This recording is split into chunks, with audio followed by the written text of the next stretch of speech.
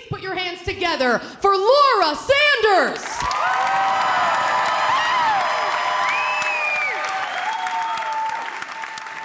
You guys seem like a very friendly group, but I do have to warn you, I'm going to see a lot of you after the show. I am a hugger.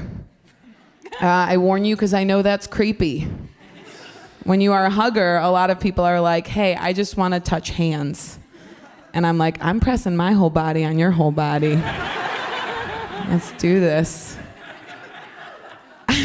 I've tried to be a lady handshaker. It doesn't go well. Because when you're a lady handshaker, I hang out with a lot of guys doing comedy. They'll all shake hands goodbye. And then I'll like put out my hand, shake. And two things happen. One, they'll make a noise. They'll go like, oh. Like, look at this little business lady. Just trying to make a deal. Oh.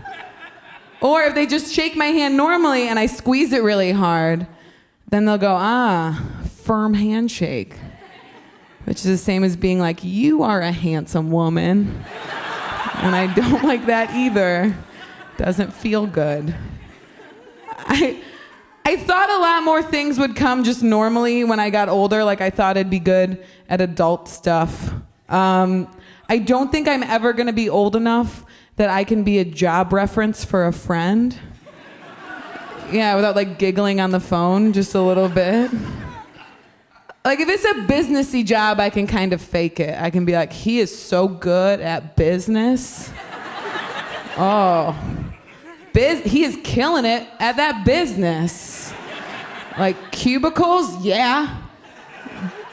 Computers, yeah, business. But last year I had a friend apply to be a dog walker. You don't know how someone does that. I can't be like, yeah, totally hire Justin. One time we were walking through the park and 6 wild dogs ran by. And he fucking handled it. He roped them up, he tamed them. They were speaking Spanish by the end of the week. That man is an educator. Hire him. Can't go the simpler route though and be like, yeah, one time I was walking with Justin and I shit and he totally cleaned it up. Yeah, he wasn't even a jerk about it. He was so sweet. He just put it in a little baggie and we continued our walk through the park. It was nice. It was great. I actually quit my job this year, my money-making job. That is the nicest response I've ever gotten. I usually don't get woos. My parents did not woo. There was not a standing ovation for that decision. I know that a lot of people are like worried about me quitting my job because they're worried I won't have any money, but I was really responsible before I quit my job. I went to the bank and I took out a giant loan to pay for all my credit card debt. Yeah. It's America, you gotta move that shit around. I was proud of myself too. I walked in and I was like, what are we gonna do about all this credit card debt? Like it was their fault too. I was like, PNC, we have been overspending. This is out of control. And the woman sat me down and she was really nice and she was like, you do have quite a bit of credit card debt, but you also have a lot of solutions. You could work harder. Could take on more clients if you're freelance, take on a lot more clients or get a raise. And I was like, gross. No, thank you. I'd rather not. Then she's like, okay, earning more is not an option for you. How about instead, you have a budget. You just set a really tight budget, pinch those pennies, maybe not go out so much, maybe not spend so money, aggressively pay down this credit card debt. And then we stared at each other for like a full minute. And I was like, I feel like you're hiding an option. Yeah. And then she is like, had a big sigh and was like, you could take out another loan. And I was like, ding, ding, ding, that's what we're gonna do. And then I just threw Monopoly money everywhere. I'm so rich right now in Monopoly money, you guys. I'm really killing it. My sister is a lawyer, so we're about the same. Financially, we're about the same. My sister's a lawyer. It's really funny. My sister's a lawyer, and my brother grows medical marijuana out in California. Yeah, so the three of us are like a joke. It's like a lawyer and a comedian and a pothead walk into a bar. Their parents are proud of one of them.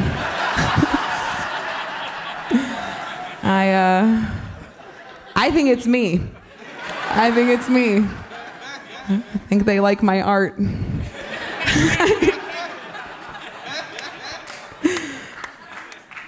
My sister, being a lawyer, is a lot smarter than me about a lot of stuff, especially current events. She really knows what's going on in the world, which is hard, because I know a lot about current Facebook events. I know Facebook headlines. I know that last year a bunch of grandparents messed up Facebook and accidentally tagged themselves as Grandmaster Flash. And I'm like, that's all the news I need to know. That's great. But she knows a lot of stuff that matters, internationally. And so I developed a trick. You guys can use it. If all of you are talking to someone who is smarter than you, all you need to do is say the name of a country and then act really sad. Yeah. And it'll make it seem like you know what you're talking about. If you act sad enough, they won't ask any follow-up questions. It's great. Say we're talking, and I feel outsmarted, and then I just go, yeah, and Syria.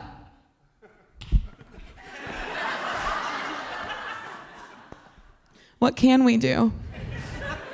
And Obama, he doesn't know. And you throw Obama in there, because then they know that you know who the president is. Yeah. That's bonus points. It only works for a couple more years. You got to use it now. It's great. I'm pretty sure that the internet has made me dumber, the Facebook headlines. When the internet came out, everyone's like, oh my God, it's amazing, all the information at your fingertips. Before, to find out a fact, you had to get in your car, drive to the library, touch a book, look a human in the face. It was terrible. But now it's all right there. But it's too much. Every time I go online now, I feel like my dad caught me smoking information. And then he made me smoke the whole carton. That. It's 3 hours later and I was like, I feel sick.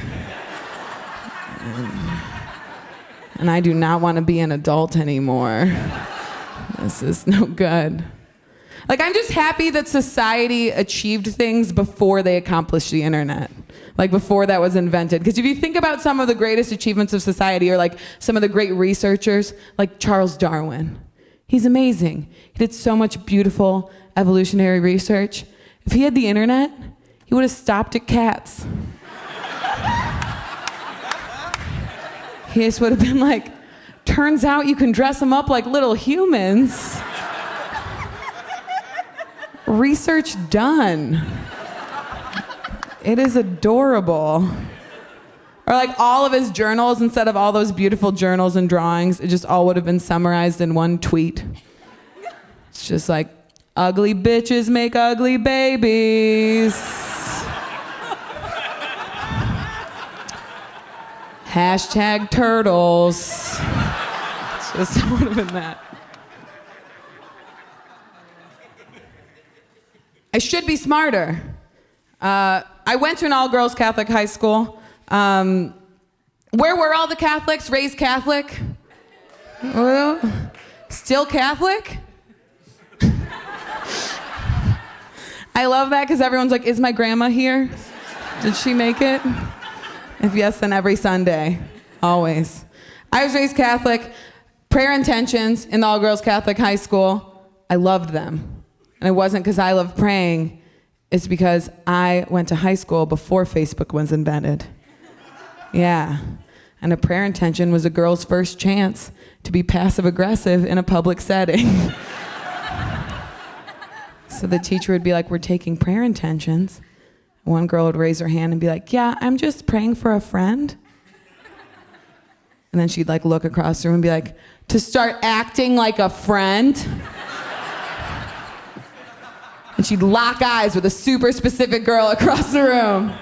That girl's hand would shoot up and be like, can you ask God to stop making bitches?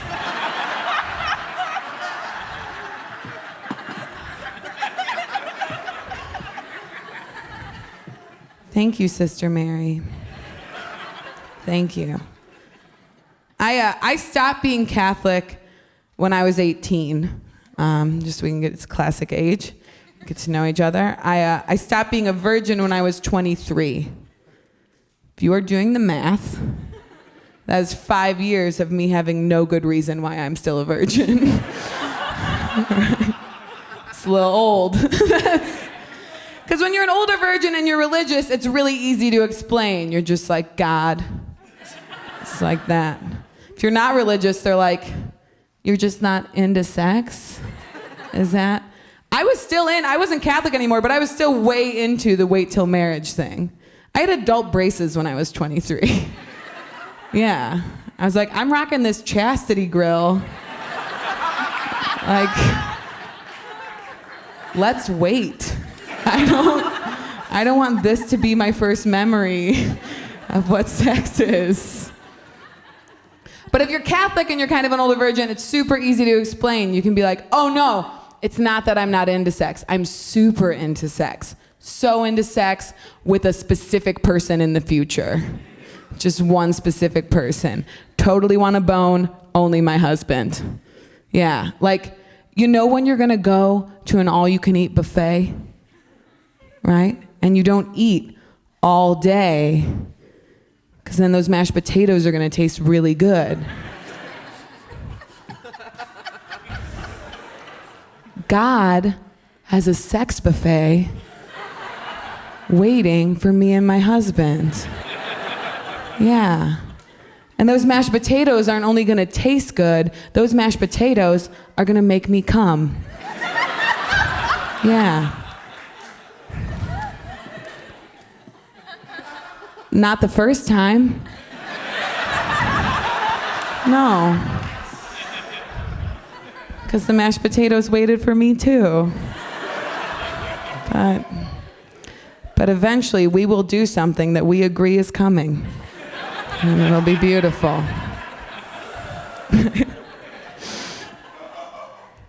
I know that joke makes it sound like I have a mashed potato fetish. I don't want to have to clarify that. My parents are here. I don't want to have to explain that. I don't have a mashed potato fetish. I don't want to have sex with mashed potatoes. However, I would choose mashed potatoes over sex, depending on the quality of both. But yeah, this means I'm reasonable. That just means I'm a reasonable person from Ohio.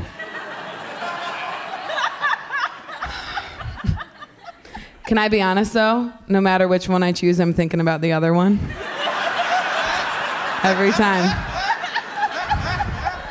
Every time I'm like, this needs more gravy. That could be either one. You don't know what I do in bed. That could be either one.